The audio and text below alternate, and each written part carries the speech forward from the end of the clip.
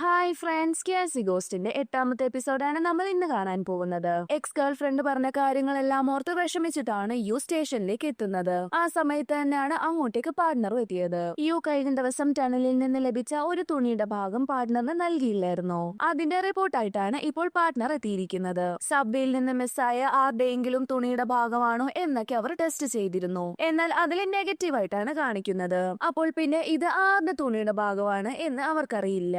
അങ്ങനെ അവർ രണ്ടുപേരും കൂടെ ടണലിലേക്ക് പോവാൻ തീരുമാനിക്കുന്നു. ടണലിനകത്ത് ഒരു ഗ്രില്ലിട്ട സ്ഥലം ഉണ്ടായിരുന്നു. അങ്ങോട്ട് കയറാൻ യൂനിന് പേടിയായിരുന്നു. എന്നാൽ ഇപ്പോൾ കൂടെ പാർട്ണർ ഉള്ളത് കൊണ്ട് തന്നെ അവൾ ധൈര്യമായി തന്നെ അതിനകത്തേക്ക് കയറി. അങ്ങനെ അവർ അതിനകത്ത് കയറി കുറച്ച് മുന്നോട്ടേക്ക് നടന്ന സമയത്താണ് പൂട്ടിയ രീതിയിലുള്ള ഒരു ഡോർ അവർ കാണുന്നത്. അത് കണ്ട് അവര് ആകെപ്പാട് ഞെട്ടി. കാരണം അങ്ങനെ ഒരു റൂമിനെ കുറിച്ച് ആ ബ്ലൂ പ്രിന്റിൽ പറഞ്ഞിട്ടില്ല.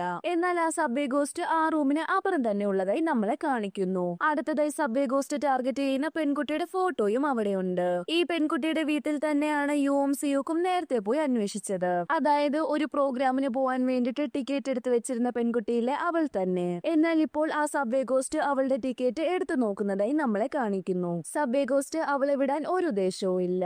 ഇനിയും മുന്നോട്ടേക്ക് പോവാൻ സാധിക്കാത്തത് കൊണ്ട് തന്നെ പാർട്ട്ണറും യുവും അവിടെ നിന്ന് പോകുന്നു. പിന്നീട് നമ്മൾ അടുത്ത ദിവസമാണ് കാണുന്നത്. ആരാണ് പോക്കറ്റ് അടിക്കാര് എന്നൊക്കെ അവർ ഡിസ്കസ് ചെയ്തുകൊണ്ടിരിക്കുകയാണ്. അപ്പോഴാണ് അവർക്ക് ഒരു ഫൂട്ടേജും ലഭിക്കുന്നത്. ആ ഫൂട്ടേജിലാണെങ്കിൽ സ്റ്റേഷനിൽ നിന്ന് ഫയൽസ് അടിച്ചു മാറ്റിയ ആ 3 പേരില്ലേ അവരെയാണ് കാണിക്കുന്നത്. അങ്ങനെ അവർക്കെല്ലാവർക്കും ഈ 3 പേര് സംശയമാവുന്നു. അതേസമയം അവരാണെങ്കിൽ ആ സബ്വേയിൽ തന്നെ ഉണ്ട്. ആ ഒരു മെട്രോയിൽ കയറി ആ ബോഗിയിലുള്ള എല്ലാവരുടെയും പേഴ്സ് അടിച്ചു മാറ്റുന്നു. അവിടെയുള്ള ആരെയും അവര് വെറുതെ വിടുന്നില്ല. എല്ലാവരുടെയും പേഴ്സും ഫോണും അവരടിച്ചു മാറ്റുന്നു. അങ്ങനെ അതിനെല്ലാം ശേഷം അവര് 3 പേരും സംസാരിക്കുന്നത് അടുത്ത് നിന്ന് ഈ പെൺകുട്ടി കേൾക്കുന്നു. രാത്രി 8 മണിക്ക് എനിക്ക് എക്സിറ്റ് 3യിലേക്ക് വരേണ്ട ഒരു ആവശ്യമുണ്ട് എന്ന് ഈ ചുമല തൊപ്പിക്കാരൻ ആ കൂട്ടുകാരോട് പറയുന്നു. അത് അടുത്ത് നിന്ന് ഈ പെൺകുട്ടിയും കേൾക്കുന്നുണ്ടായിരുന്നു. ഇത് കേട്ട് അവളും ആകെപ്പാട് സന്തോഷിക്കുന്നുണ്ട്. ആ പെൺകുട്ടി എന്തുകൊണ്ടാണ് സന്തോഷിക്കുന്നതെന്ന് നമുക്ക് പിന്നീട് മനസ്സിലാവും. അങ്ങനെ ഒരു സ്റ്റോപ്പ് വന്നപ്പോൾ അവർ 3 പേരും അവിടെ നിന്ന് ഇറങ്ങി. അങ്ങനെ ആ ബോഗിയിലുള്ള എല്ലാവരും തന്നെ സബ്വേ പോലീസ് സ്റ്റേഷനിലേക്ക് എത്തുന്നു. അങ്ങനെ സബ്വേ പോലീസ് ആണെങ്കിൽ അവിടെ എത്തിച്ചേർന്ന എല്ലാവരെയും ആ 3 കുറ്റവാളികളുടെയും ഫോട്ടോ കാണിക്കുന്നു. ആരെങ്കിലും ഇവരെ ആ ബോഗിയിൽ കണ്ടിരുന്നോ എന്നറിയാൻ വേണ്ടിയിട്ടാണ് അവരെ ആ ഫോട്ടോസ് എല്ലാം കാണിക്കുന്നത്. ആ സമയത്താണ് ഈ പെൺകുട്ടി അവരെ കണ്ടതായി പറയുന്നത്. ഈ പെൺകുട്ടിയാണെങ്കിൽ ഓൺലൈനിൽ കൂടെ ഒരാളെ പരിചയപ്പെട്ടിരുന്നു. എന്നാൽ ഇതുവരെയായിട്ടും അയാളുടെ മുഖം മാത്രം കണ്ടിരുന്നില്ല. ഇന്ന് രാത്രി 8 മണിക്ക് സബ്വേയിലെ എക്സിറ്റ് 3യുടെ അവിടെ മീറ്റ് ചെയ്യാം എന്നാണ് അവര് തീരുമാനിച്ചിരുന്നത്. അങ്ങനെ ഈ ചുമല തൊപ്പിയാണെങ്കിലും എക്സിറ്റ് 3യുടെ അവിടെ രാത്രി 8 മണിക്ക് ഒരു ആവശ്യമുണ്ടെന്ന് പറഞ്ഞിരുന്നില്ലേ. അങ്ങനെ ഈ പെൺകുട്ടി വിചാരിക്കുന്നത് താൻ ഓൺലൈനിൽ കൂടെ പരിചയപ്പെട്ട ആളാണ് ആ ചുമല തൊപ്പിക്കാരൻ എന്നാണ്. അതുകൊണ്ടായിരുന്നു അവൾ ആ ട്രെയിനകത്ത് നിന്ന് സന്തോഷിച്ചിരുന്നതും. അവൾ ആഗ്രഹിച്ച ടൈപ്പിലുള്ള ഒരാളായിരുന്നു അത്. അതുകൊണ്ട് തന്നെ അവനെയായിരിക്കും 8 മണിക്ക് മീറ്റ് ചെയ്യാൻ പോകുന്നതെന്ന് അവളും അങ്ങ് ഉറപ്പിച്ചിരുന്നു. ശരിക്കും ആ പെൺകുട്ടി മീറ്റ് ചെയ്യാൻ പോയത് ഈ സബ്വേ പോലീസിനെയായിരുന്നു. എന്നാൽ ഇതെല്ലാം കേട്ടിട്ട് ആ സബ്വേ പോലീസിന് ആകപ്പാട് വിഷമമായി. എന്നിരുന്നാലും താനാണ് ആ വ്യക്തി എന്നുള്ള കാര്യം അവനും പറഞ്ഞിരുന്നില്ല. എന്തായാലും ആ ചുമല തൊപ്പിക്കാരൻ എക്സിറ്റ് 3യുടെ അവിടെ 8 മണിക്ക് വരും എന്ന് ഇവര് മനസ്സിലാക്കിയല്ലോ. അതുകൊണ്ട് തന്നെ അവനെ പിടിക്കാനായി അവര് രണ്ടുപേരും അവിടെ നിന്ന് പോകുന്നു. ആ സമയത്ത് തന്നെയാണ് സബ്വേയിൽ ഒരു ബേക്കറി നടത്തുന്ന വ്യക്തിയുടെ മകനെ കാണാനില്ല എന്നും പറഞ്ഞ് അയാൾ തന്റെ മകനെ അവിടെയെല്ലാം അന്വേഷിക്കുന്നത്. ഇതാണെങ്കിൽ സിയുക്കും യുവും കാണുന്നുണ്ട്. അങ്ങനെ അവർ കാര്യം എന്താണെന്ന് അയാളോട് തിരക്കുന്നു. പുള്ളിയുടെ മകനും ഓട്ടിസം ബാധിച്ച ഒരു കുട്ടിയാണ്. ആ മകനെ ആണെങ്കിൽ ഈ ബേക്കറിയിൽ ഇരുത്തിയിട്ട് അച്ഛൻ കുറച്ച് ക്യാഷ് എടുക്കാനായി ബാങ്കിലേക്ക് പോകുന്നു. അങ്ങനെ ക്യാഷ് എടുത്ത് തിരിച്ചു വരുന്ന സമയത്താണ് മകനെ കാണാനില്ല എന്നുള്ള കാര്യം അയാൾ മനസ്സിലാക്കുന്നത്. ഈ സബ്വേയിൽ ഒരുപാട് ക്യാമറകൾ ഉണ്ടെങ്കിലും ഈ ബേക്കറിയുടെ മുന്നിലായി ഒരു ക്യാമറ പോലും ഇല്ല. അതുകൊണ്ട് തന്നെ പുള്ളിയുടെ മകൻ എങ്ങോട്ടേക്കാണ് പോയത് എന്ന് അവർക്ക് കണ്ടുപിടിക്കാൻ കുറച്ച് പാടാണ്. എന്നാൽ ഈ ഒരു കേസ് ആണെങ്കിൽ മറ്റൊരു ഡിപ്പാർട്ട്മെന്റ് ആണ് അന്വേഷിക്കുന്നത്. അവരാണെങ്കിൽ പെട്ടെന്ന് തന്നെ അങ്ങോട്ടേക്ക് എത്തിച്ചേർന്നിരുന്നു. എന്നാൽ ഈ കേസ് ആണെങ്കിൽ യൂനിനെ തന്നെ അന്വേഷിക്കണം. കാരണം യൂനിന്റെ സിസ്റ്ററിനും ഓട്ടിസം ബാധിച്ചതല്ലായിരുന്നു. അവളെയും ഇതേപോലെ തന്നെ കാണാതായതായിരുന്നു. അതേപോലെ തന്നെയാണ് ഇപ്പോൾ ഇയാളുടെ ഓട്ടിസം ബാധിച്ച മകനെയും കാണാതായിരിക്കുന്നത്. എത്രയും പെട്ടെന്ന് ആ മകനെ കണ്ടുപിടിക്കാനാണ് യു ശ്രമിക്കുന്നത്. എന്നാൽ സിയുക്കാണെങ്കിൽ അതിന് സമ്മതിക്കുന്നില്ല.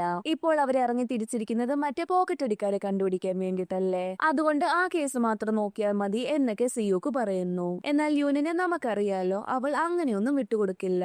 അവളാണെങ്കിൽ സിയൂക്കിനോട് ഉടക്കിയിട്ട് നേരെ സബ്വേ പോലീസ് സ്റ്റേഷനിലേക്കാണ് എത്തുന്നത്. അങ്ങനെ യു ഈ പെൺകുട്ടിയോട് സംസാരിച്ചുകൊണ്ടിരിക്കുന്ന സമയത്താണ് അവൾ 1 മണിക്കൂറായി ഇവിടെ ഉണ്ടായിരുന്നു എന്നുള്ള കാര്യം അവളോട് പറയുന്നത്. അതായത് ഈ സബ്വേയിൽ ഒരു പരിപാടി നടന്നിരുന്നു. ആ പരിപാടി തീരുന്നത് വരെ അവൾ അവളുടെ ഫോണിൽ അതെല്ലാം ഷൂട്ട് ചെയ്തിരുന്നു. ഈ പരിപാടി നടക്കുന്നതാണെങ്കിൽ നമ്മുടെ ബേക്കറിയുടെ മുന്നിലാണ്. അങ്ങനെയെങ്കിൽ ആ ബേക്കറിക്കാരന്റെ മകനെ ആരാണ് തട്ടിക്കൊണ്ടു പോയത് എന്നറിയാൻ ആ ഫൂട്ടേജ് നോക്കിയാൽ മതി. ആ ഫൂട്ടേജ് ഉള്ള ഫോണാണെങ്കിൽ പോക്കറ്റ് പോക്കറ്റടിക്കാരാണ് അടിച്ചുകൊണ്ട് പോയിരിക്കുന്നത്. അങ്ങനെ അവരെ കണ്ടുപിടിച്ചാൽ ആ ഫോണും അവർക്ക് ലഭിക്കും. അപ്പോൾ ആരാണ് തട്ടിക്കൊണ്ടു പോയതെന്നറിയാൻ അവർക്ക് എളുപ്പമാണ്. അങ്ങനെ യു ആണെങ്കിൽ ഒടക്കിട്ട് പോയ സിയൂക്കിന്റെ അടുത്തേക്ക് തന്നെ പോകുന്നു. സിയൂക്ക് അവിടെയെല്ലാം പോക്കറ്റടിക്കാരെ അന്വേഷിച്ചുകൊണ്ടിരിക്കുകയായിരുന്നു. അങ്ങോട്ടേക്കാണ് യു എത്തുന്നത്. യുവിന്റെ ആവശ്യം ആ പോക്കറ്റടിക്കാരനെ കണ്ടുപിടിക്കണമെന്നൊന്നുമല്ല, ആ ഫോൺ മാത്രം അവൾക്ക് ലഭിച്ചാൽ മതി. എന്നാൽ സിയൂക്കിന് അവളുടെ ആവശ്യമൊന്നും അറിയില്ലല്ലോ. അവളുടെ മനസ്സ് മാറിയിട്ടാണ് അവൾ എത്തുന്നത് എന്നൊക്കെ അവൻ വിചാരിക്കുന്നു. അങ്ങനെ അവര് രണ്ടുപേരും കൂടെ ആ പോക്കറ്റടിക്കാരനെ അവിടെയെല്ലാം അന്വേഷിക്കുന്നു. അങ്ങനെ അവരാണെങ്കിലും ഇവരെല്ലാം കാണുന്നുണ്ട്.